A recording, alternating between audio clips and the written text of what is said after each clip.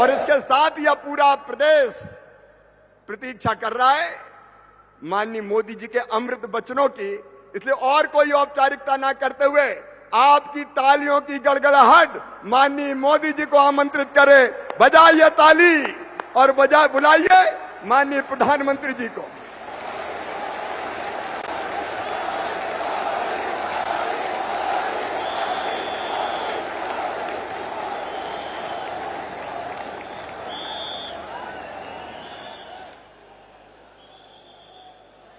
हर हर महादेव।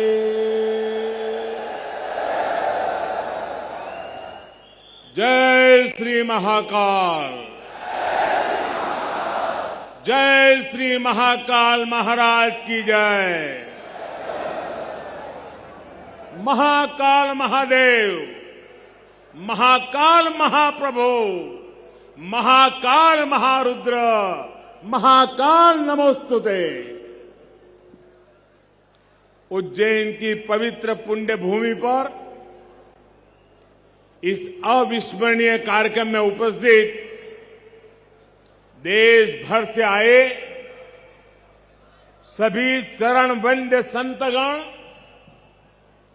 सम्माननीय साधु सन्यासीगण, मध्य प्रदेश के राज्यपाल श्रीमान मंगूभाई पटेल, छत्तीसगढ़ की राज्यपाल बहन अनसुईया उइके जी, झारखंड के राज्यपाल श्रीमान रमेश बैस जी, मध्य प्रदेश के मुख्यमंत्री भाई शिवराज सिंह चौहान जी, केंद्रीय मंत्रिमंडल के मेरे सहयोगी, राज्य सरकार के मंत्रीगण, सांसदगण, विधायकगण, भगवान महाकाल के सभी कृपा पात्र श्रद्धालुगण, देवी और सज्जनों, जय महाकाल। उज्जैन की ये ऊर्जा, ये उत्साह, अवंतिका की ये आभा, ये अद्भुतता, ये आनंद, महाकाल की ये महिमा, ये महात्मय, महाकाल लोक में लौकिक कुछ भी नहीं है। शंकर के सानिध्य में साधारण कुछ भी नहीं है। सब कुछ अलौकिक है, असाधारण है, अविस्मरणीय है, अविश्वसनीय है। मैं आज महसूस कर रहा हूं, हमारी तपस्या और आस्था से जब महाकाल प्रसन्न होते हैं तो उनके आशीर्वाद से ऐसे ही भव्य स्वरूप का निर्माण होता है। और महाकाल का आशीर्वाद जब मिलता है तो काल की रेखाएं मिट जाती है, समय की सीमाएं सिमट जाती है और अनंत के अवसर प्रस्फुटित हो जाते हैं। अंत से अनंत यात्रा आरंभ हो जाती है। महाकाल लोक की ये भव्यता भी समय की सीमाओं से परे आने वाली कई पीढ़ियों को अलौकिक दिव्यता के दर्शन कराएगी, भारत की सांस्कृतिक और आध्यात्मिक चेतना को ऊर्जा देगी। मैं इस अद्भुत अवसर पर राजाधिराज महाकाल के चरणों में शत शत नमन करता हूं।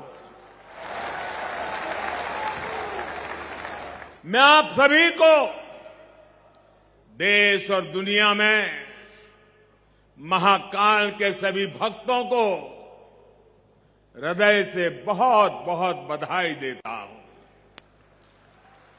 विशेष रूप से भाई शिवराज सिंह चौहान और उनकी सरकार उनका मैं हृदय से अभिनंदन करता हूं। जो लगातार इतने समर्पण से इस सेवा यज्ञ में लगे हुए हैं। साथ ही मैं मंदिर ट्रस्ट से जुड़े सभी लोगों का, संतों और विद्वानों का भी आदरपूर्वक धन्यवाद करता हूं, जिनके सहयोग से इस प्रयास को सफल किया है।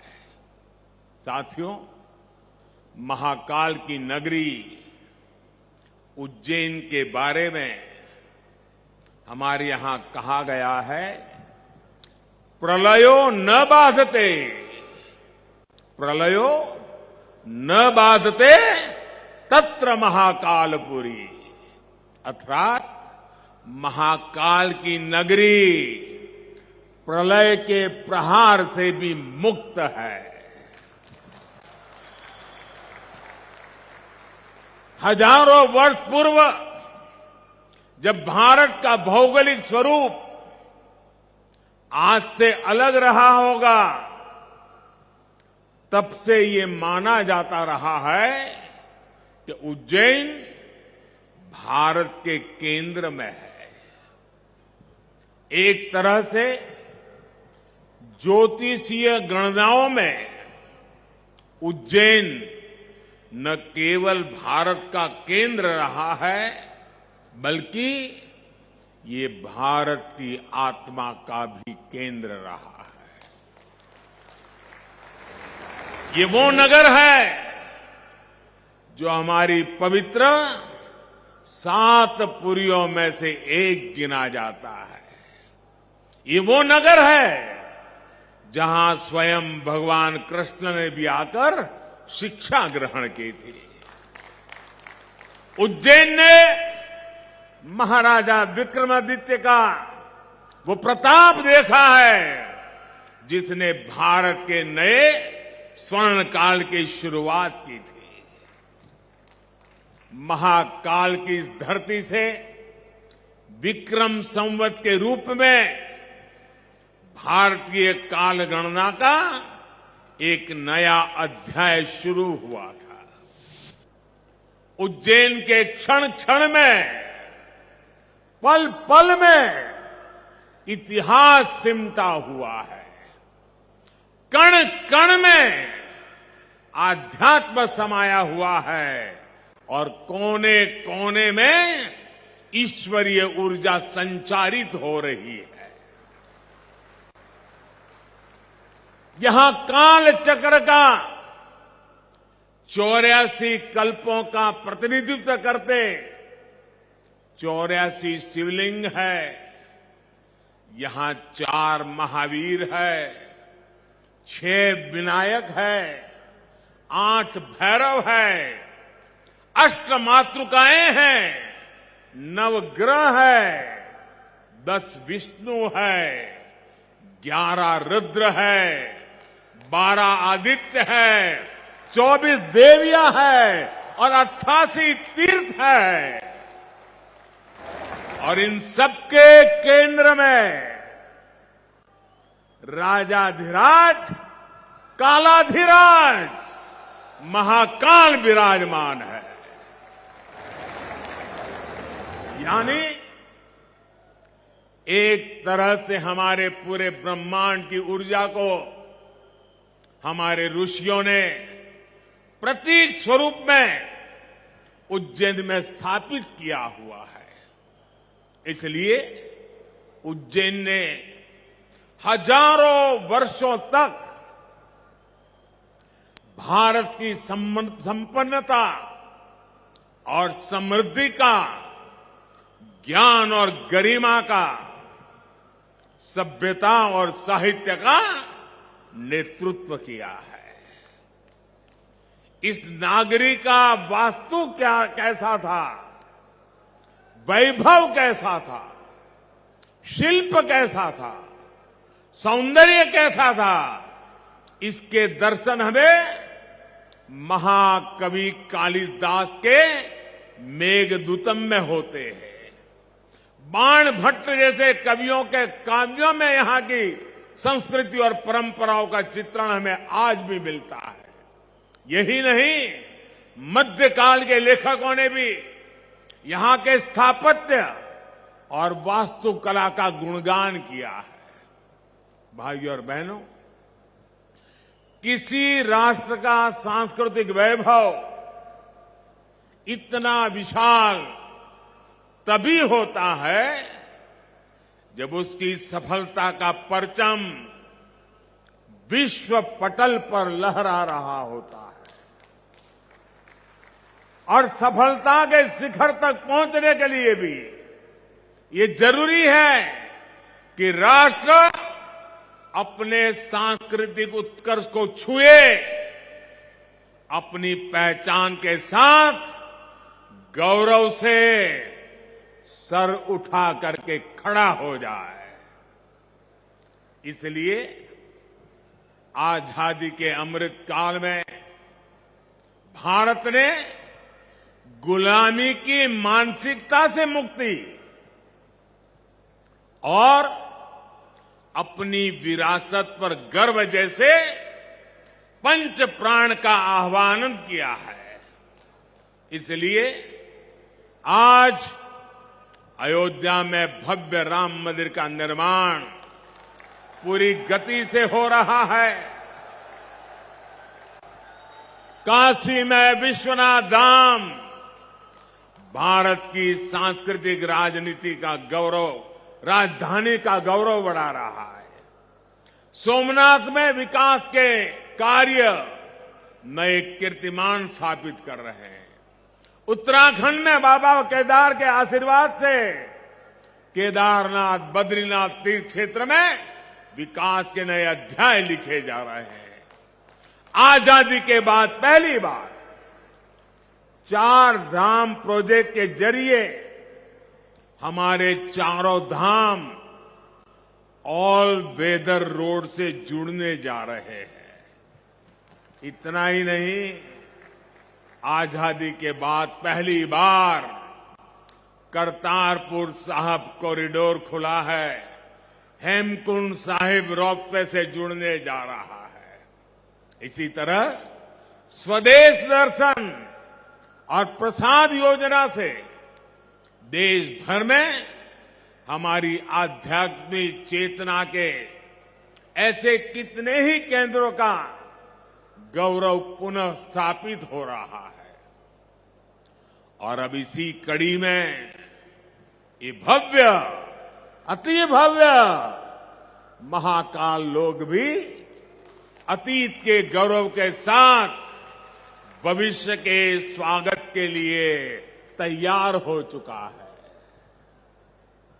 आज जब हम उत्तर से दक्षिण तक, पूरब से पश्चिम तक अपने प्राचीन मंदिरों को देखते हैं तो उनकी विशालता, उनका वास्तु हमें आश्चर्य से भर देता है। कोणार्क का सूर्य मंदिर हो या महाराष्ट्र में एलोरा का कैलाश मंदिर, ये विश्व में किसी विस्मित नहीं कर देते। कोणार्क सूर्य मंदिर के तरह ही गुजरात का मोढेरा सूर्य मंदिर भी है, जहां सूर्य की प्रथम किरणें सीधे गर्भगृह तक प्रवेश करती है। इसी तरह तमिलनाडु के तंजौर में राजा राजचोल द्वारा बनाया गया ब्रह्मदेवेश्वर मंदिर है। कांचीपुरम में वरदराजा पेरुमल मंदिर है। रामेश्वरम में रामनाथ स्वामी मंदिर है। बेलूर का चन्नकेशवा मंदिर है। मदुराई का मीनाक्षी मंदिर है। तेलंगाना का रामप्पा मंदिर है। श्रीनगर में शंकराचार्य मंदिर है।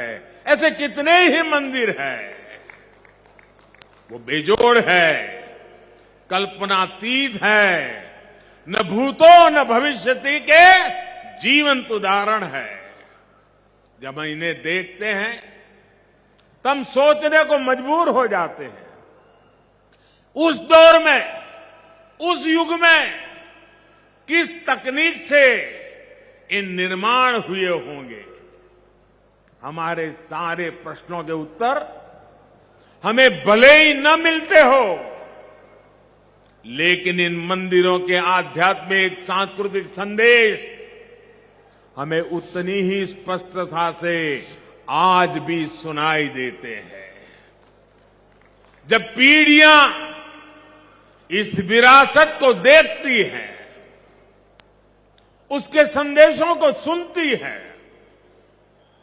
तो एक सभ्यता के रूप में ये हमारी निरंतरता और अमरता का जरिया बन जाता है।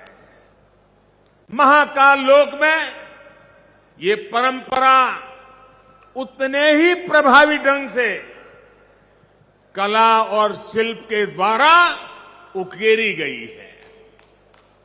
ये पूरा मंदिर प्रांगण शिव पुराण की कथाओं के आधार पर तैयार किया गया है। आप यहां आएंगे तो महाकाल के दर्शन के साथ ही आपको महाकाल की महिमा और महत्व के भी दर्शन होंगे। पंचमुखी शिव, उनके डमरू, सर्प, त्रिशूल, अर्धचंद्र और सप्तऋषि, इनके भी उतने ही भव्य स्वरूप यहां स्थापित किए गए हैं। ये वास्तु, इसमें ज्ञान का ये समावेश, ये महाकाल लोक को उसके प्राचीन गौरव से जोड़ देता है, उसकी सार्थकता को और भी बढ़ा देता है। भाइयों और बहनों, हमारे शास्त्रों में एक वाक्य है, शिवम ज्ञानम, शिवम ज्ञानम। इसका अर्थ है शिव ही ज्ञान है और ज्ञान ही शिव है। शिव के दर्शन में ही ब्रह्मांड का सर्वोच्च दर्शन है और दर्शन ही शिव का दर्शन है।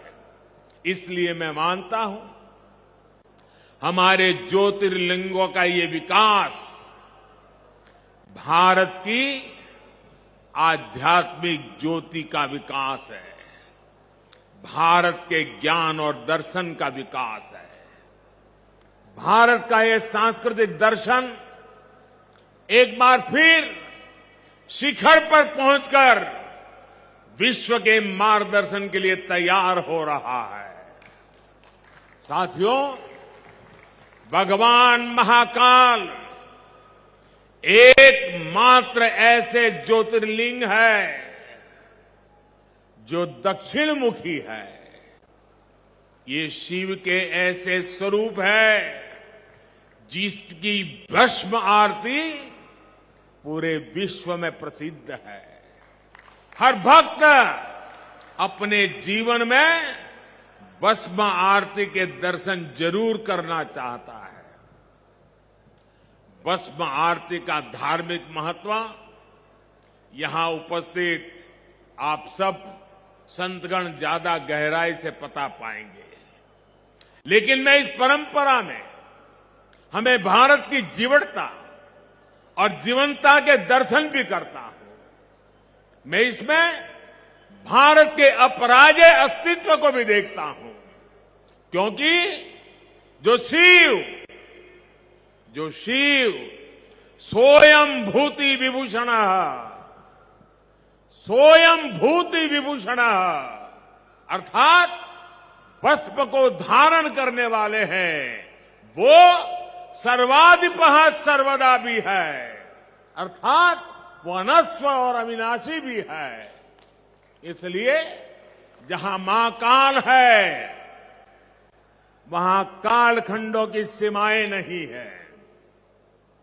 महाकाल की शरण में विश्व में भी स्पंदन होता है। महाकाल के सानिध्य में अवसान से भी पुनर्जीवन होता है, अंत से भी अनंत की यात्रा आरंभ होती है। यही हमारी सभ्यता का वो आध्यात्मिक आत्मविश्वास है जिसके सामर्थ्य से भारत हजारों वर्षों से अमर बना हुआ है, अजरा अमर बना हुआ है। अब तक हमारी आस्था के केंद्र जागृत है, भारत की चेतना जागृत है, भारत की आत्मा जागृत है। अतीत में हमने देखा है, प्रयास हुए, परिस्थितियां पलटी, सत्ताएं बदली, भारत का शोषण भी हुआ, आजादी भी गई। इल्तुतमिश जैसे आक्रमणकारियों ने उज्जैन की ऊर्जा को भी नष्ट करने के प्रयास किए, लेकिन हमारे ऋषियों ने कहा है, चंद्रशेखरम आश्रये, चंद्रशेखरम आश्रये मम किम करिष्यति व्ययम। अर्थात महाकाल शिव की शरण में अरे मृत्यु भी हमारा क्या कर लेगा।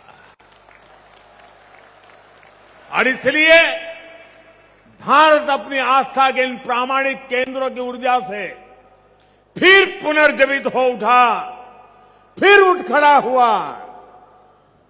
हमने फिर अपने अमरत्व की वैसी ही विश्वव्यापी घोषणा कर दी। भारत ने फिर महाकाल के आशीष से काल के कपाल पर कालातीत अस्तित्व का शिलालेख लिख दिया।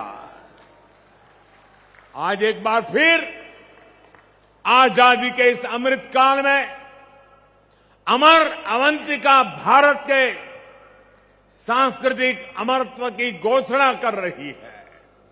उज्जैन जो हजारों वर्षों से भारतीय काल गणना का केंद्र बिंदु रहा है, वो आज एक बार फिर भारत की भव्यता के एक नए कालखंड का उद्घोष कर रहा है।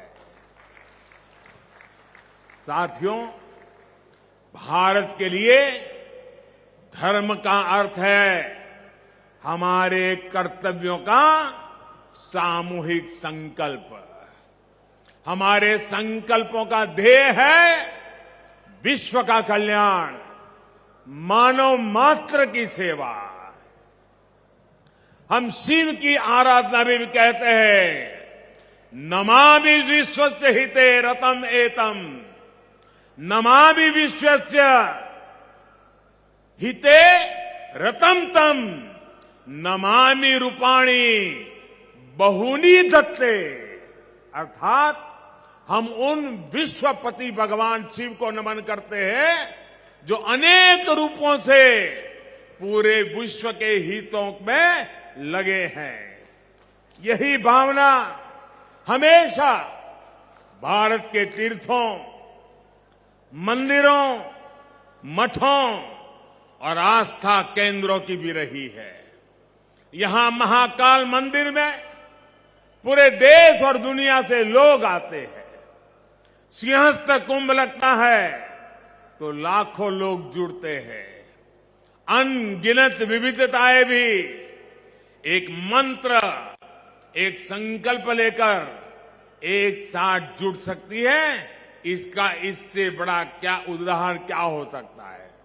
और हम जानते हैं, हजारों साल से हमारे कुंभ मेले की परंपरा बहुत ही सामूहिक मंथन के बाद जो अमृत निकलता है, उसे संकल्प लेकर के 12 साल तक उसको क्रियान्वित करने की परंपरा रही थी। फिर 12 साल के बाद जब कुंभ होता था, फिर एक बार अमृत मंथन होता था, फिर संकल्प लिया जाता था, फिर 12 साल के लिए चल पड़ते हैं। पिछले यहां कुंभ के मेले में मुझे आने का सौभाग्य मिला था। महाकाल का बुलावा आया, और ये बेटा आए बिना कैसे रह सकता है। और उस समय कुंभ की हजारों साल की पुरानी परंपरा, उस समय जो मन मस्तिष्क में मंथन चल रहा था, जो विचार प्रवाह बह रहा था, मां क्षिप्रा के तट पे अनेक विचारों से मैं घिरा हुआ था और उसी में से मन कर गया। कुछ शब्द चल पड़े, पता नहीं कहां से आए, कैसे आए, और जो भाव पैदा हुआ था वो संकल्प बन गया। आज वो सृष्टि के रूप में नजर आ रहा है। दोस्तों, मैं ऐसे साथियों को बधाई देता हूं कि जिन्होंने उस समय के उस भाव को आज चरितार्थ करके दिखाया है। सबके मन में शिव और शिवत्व के लिए समर्पण, सबके मन में क्षिप्रा के लिए श्रद्धा, जीव और प्रकृति के लिए संवेदनशीलता, और इतना बड़ा समागम विश्व के हित के लिए, विश्व की भलाई के लिए कितनी प्रेरणा यहां निकल सकती है। भाइयों और बहनों, हमारे इन तीर्थों ने सदियों से राष्ट्र को संदेश भी दिए हैं और सामर्थ्य भी दिया है। काशी जैसे हमारे केंद्र धर्म के साथ साथ ज्ञान, दर्शन और कला की राजधानी भी रहे। उज्जैन जैसे हमारे स्थान खगोल विज्ञान, एस्ट्रोनॉमी से जुड़े शोधों के शीर्ष केंद्र रहे हैं। आज नया भारत जब अपने प्राचीन मूल्यों के साथ आगे बढ़ रहा है, तो आस्था के साथ साथ विज्ञान और शोध की परंपराओं को भी पुनर्जीवित कर रहा है। आज हम एस्ट्रोनॉमी के क्षेत्र में दुनिया की बड़ी ताकतों के बराबर खड़े हो रहे हैं। आज भारत दूसरे देशों की सैटेलाइट भी स्पेस में लॉन्च कर रहा है। मिशन चंद्रयान और मिशन गगनयान जैसे अभियानों के जरिए भारत आकाश की वो छलांग लगाने के लिए तैयार है जो हमें एक नई ऊंचाई देगी। आज रक्षा के क्षेत्र में भारत पूरी ताकत से आत्मनिर्भरता की ओर आगे बढ़ रहा है। इसी तरह आज हमारे युवा स्किल हो, स्पोर्ट्स हो, स्पोर्ट्स में भी स्टार्टअप, एक एक चीज नहीं, नए स्टार्टअप के साथ, नए यूनिकॉर्न के साथ हर क्षेत्र में भारत की प्रतिभा का डंका बजा रहे हैं। और भाइयों बहनों, हमें भी याद रखना है, ये न भूले, जहां इनोवेशन है वहीं पर रिनोवेशन भी है। हमने गुलामी के कालखंड में जो खोया, आज भारत उसे रिनोवेट कर रहा है। अपने गौरव की, अपने वैभव की पुनर्स्थापना हो रही है और इसका लाभ सिर्फ भारत के लोगों को नहीं, विश्वास रखिए साथियों, महाकाल के चरणों में बैठे हैं, विश्वास से भर जाइए। और मैं विश्वास से कहता हूं, इसका लाभ पूरे विश्व को मिलेगा, पूरी मानवता को मिलेगा। महाकाल के आशीर्वाद से भारत की भव्यता पूरे विश्व के विकास के लिए नई संभावनाओं को जन्म देगी। भारत की दिव्यता पूरे विश्व के लिए शांति के मार्ग प्रशस्त करेगी। इसी विश्वास के साथ भगवान महाकाल के चरणों में मैं एक बार फिर सर झुका करके प्रणाम करता हूं। मेरे साथ पूरे भक्ति भाव से बोलिए, जय महाकाल, जय जय महाकाल, जय जय महाकाल, जय जय महाकाल, जय जय महाकाल, जय जय महाकाल। जय जय महाकाल, जय जय महाकाल।